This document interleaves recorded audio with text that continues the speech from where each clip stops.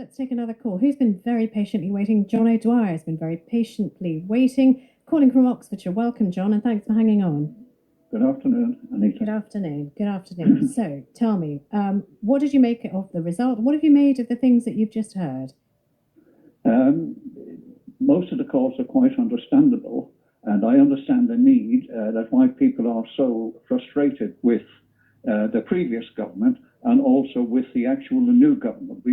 We've had 14 years of crass mismanagement up to the 4th of July last year, and to some extent, in my opinion, that's been continued by the Labour Party. For example, the increase in the employer's national insurance, the percentage is bad enough, but to reduce the threshold down to £3,000 to £5,000 is absolute madness, in my opinion. Yet we've done that, and companies throughout the United Kingdom are having to pay the price for that today. Can I ask you? I mean, I get a little line about people, and it says you are a member of the Tory party.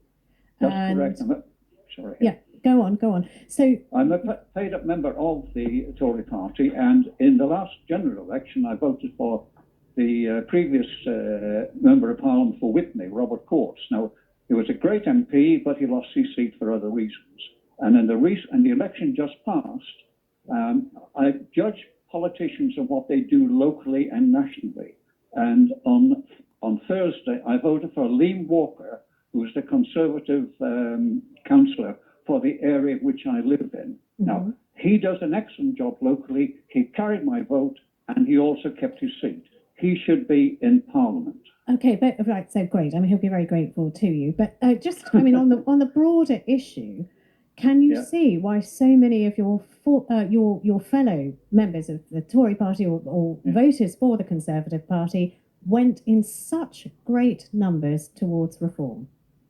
I don't blame them at all, because there was crass, I'm repeating myself, crass mismanagement on a scale that it knows no boundary. The one person from the past who did a good job, which was Mr. Johnson. The issue which I have number one focus on is social care.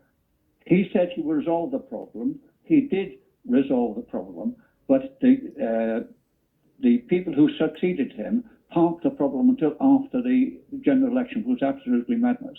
Mm-hmm. And then when the Labour government took over, Mrs. Reeves, she cancelled what Boris had lined up immediately. So now we have a situation, another government with nothing whatsoever being done concrete to resolve the social care problem. Okay, and you can tell me, and you can absolutely tell me to back off, but I can hear the passion with which you're talking about social care. Why does social care matter to you so much? Because my wife is a victim of Alzheimer's. She's in a beautiful care home where I am actually now. But if it gets to a point where I need social care, everything that Sheila and I, after our 55 years of marriage, will be soaked away, every single penny, our house, our cash, the lot. That's not right. Social care has got to be free at the point of need, the same as the national health, and there's strong support for that. I've written a paper, and my local MP, who is a Liberal, Callum Miller, he called me to a surgery, not me looking for a surgery, he called me to a surgery to update me on what where my paper is in Parliament. Okay. I mean, I tell you what, I shy away from people talking about conversations where the second party isn't there to say this is what happened. Okay, you get where I'm coming from, John. I don't mean to be rude, but you see why that might be problematic. I don't know where you were going to go. I understand that totally. Yeah. Okay. Well, many thanks for being so understanding. But do you think, do you hope that reform might be able to sort out social care in the way that would help you?